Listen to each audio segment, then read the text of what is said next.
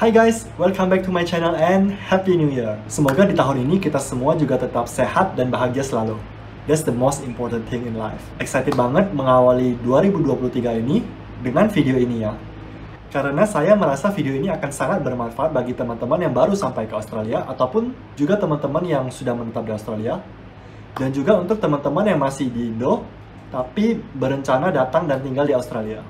Di video kali ini saya akan nge-share simple money hacks berdasarkan pengalaman pribadi saya selama saya tinggal di Australia. Saya jamin dengan tips and trick yang kalian pelajari dari video ini, kalian bisa cuan ratusan sampai ribuan dolar per tahunnya. So let's check it out. Oke, poin pertama adalah jangan hanya menggunakan Big Four bank.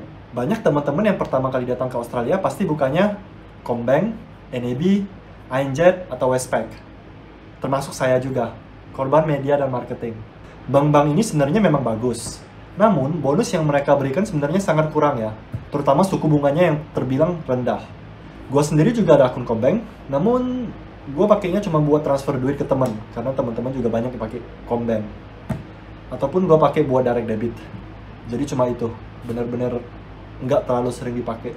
Oke, saran pertama saya adalah buka akun HSBC.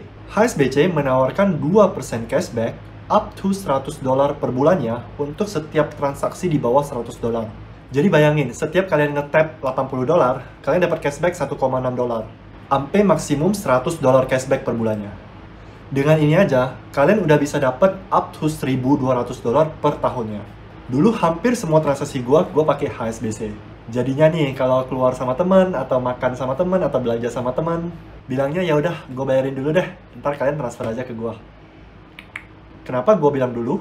Karena sekarang gue transaksi kebanyakan menggunakan credit card yang benefitnya lebih dari ini. Namun, credit card itu butuh kriteria tertentu ya, seperti status visa, minimal gaji, dan lain-lain. Sedangkan ini nggak ada. Tinggal ke cabang HSBC, buka akun, and that's it. Gampang banget. Oke, selanjutnya adalah nyimpen duit di Banks of Queensland, atau biasa disebut BOQ. Suku bunga di Australia itu sekarang lagi tinggi-tingginya ya. Jadi bad news buat yang punya mortgage, atau yang punya cicilan, tapi good news untuk teman-teman soleha yang suka menabung. BOQ menawarkan saving account dengan bunga 4,75% per tahun untuk deposit up to $50.000. Dengan kalian naruh duit $50.000 di saving account BOQ, per bulannya kalian dapat bunga sekitar $200 atau hampir $2.400 per tahun. Lumayan banget kan? Bayangin kalau rent kalian berkurang $50 per minggu. Jadi yang misalnya $250 per minggu, jadi $200 per minggu. Mantap dong. Nah, karena BOQ cuma kasih bunga tinggi itu untuk $50.000 doang, untuk teman-teman yang punya dana lebih, itu bisa menggunakan ING. Mirip dengan BOQ, ING menawarkan saving account dengan bunga 4,55% per tahun untuk deposit up to $100.000. Cuma kekurangannya dengan ING, fast transfernya itu cuma up to $1.000 per hari. Jadi kalau transfer duit lebih dari $1.000, itu nyampenya one working days ya. Jadi kalau transfer $2.000 di hari Sabtu, itu hari Senin baru nyampe. Nah di ING kalau kalian nabung $25.000 aja, itu bunganya sekitar $90-an per bulan. Atau hampir $1.000 per tahun. Lumayan banget dong. Nah itulah tips pertama gua ya. Menggunakan bank-bank yang offernya jauh lebih bagus dari the Big Four bank. Tips selanjutnya adalah nabung deposit rumah pakai superannuation. Saya waktu datang ke Australia itu udah agak telat ya, udah umur 28 atau 29. Pertama kali datang misi gue itu udah jelas banget. Nabung buat beli rumah. Nah parahnya gue nggak research apa-apa, cuma asal nabung doang. Itu gue nyesel banget. Jadi ternyata pemerintah Australia itu ada program yang namanya First Home Super Saver Scheme atau yang biasa disebut FHSS. Dimana dengan program ini, lu bisa salary sacrifice gaji sebelum tax lu untuk dimasukin ke super. Ini beda ya dengan 10% employer contribution super yang biasanya dibayarin oleh perusahaan tempat lu kerja. Jadi ini namanya voluntary contribution super, dimana lu secara sukarela masukin gaji sebelum tax lu ke super. Nah, di sini yang lu save banyak itu di pajaknya ya. Karena di Australia kontribusi super di bawah 27.000 per tahun itu cuma kena flat tax-nya 15%. Sedangkan gaji lu itu biasanya udah kena tax sekitar 32%-an, di atas 32% ya. Jadi kalau lu nabung home depositnya pakai gaji lu yang udah kena pajak 30-an %, itu rugi banget dong. Nah, di program FHSS ini, lu bisa nabung ke super lu 15.000 per tahun untuk home deposit.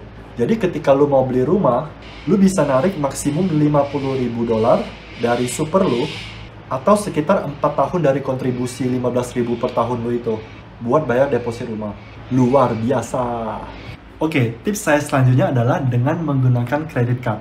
Banyak teman-teman yang berpikir bahwa credit card itu adalah sesuatu yang negatif ya. But that's not true. Pernah nggak kepikiran bahwa di setiap pengeluaran lo, in every dollar you spend, you can get something back.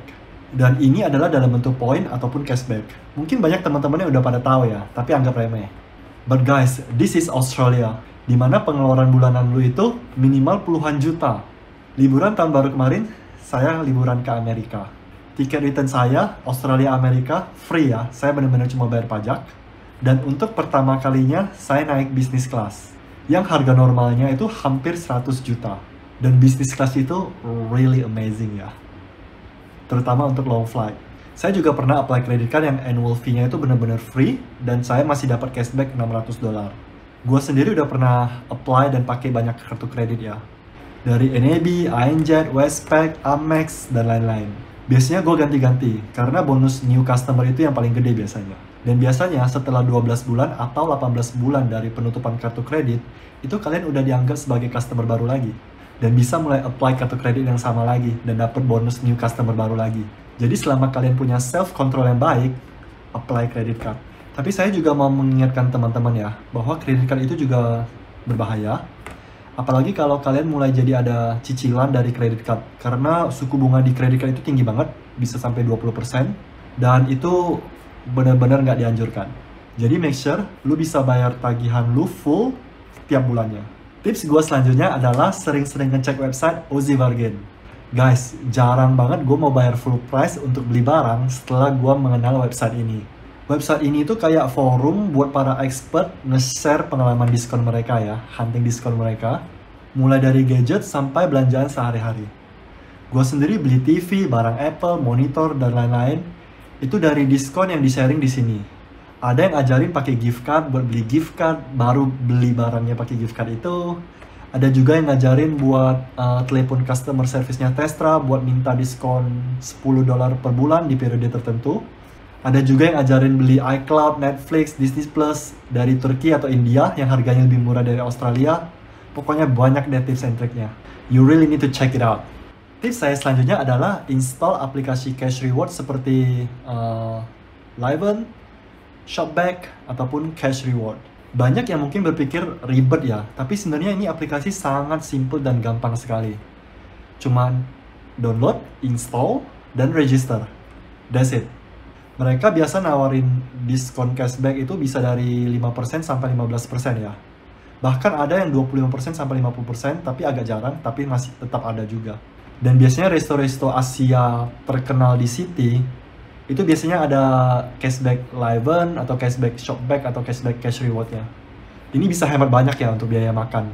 Dan bisa dikomboin dengan credit card ataupun HSBC tadinya, yang cashback 2% lagi. Mantap! Jadi itulah money hack saya selama saya tinggal di sini. Itu sebenarnya udah termasuk salah satu passive income gua sih menurut gua.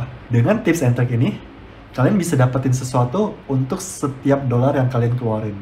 Gua pribadi sendiri sih nggak ngejar semua diskon ya. Biasanya gua bandingin waktu yang gua habisin buat dapetin diskon itu dengan nominal diskon itu sendiri. Worth it nggak? Karena pada akhirnya gua earn money to buy more free time. Gue nggak hobi belanja ataupun gengsi-gengsian. Goal gue sebenarnya itu pengen pensiun dini. Jadi gue bisa spending my time doing whatever I want instead of going to work.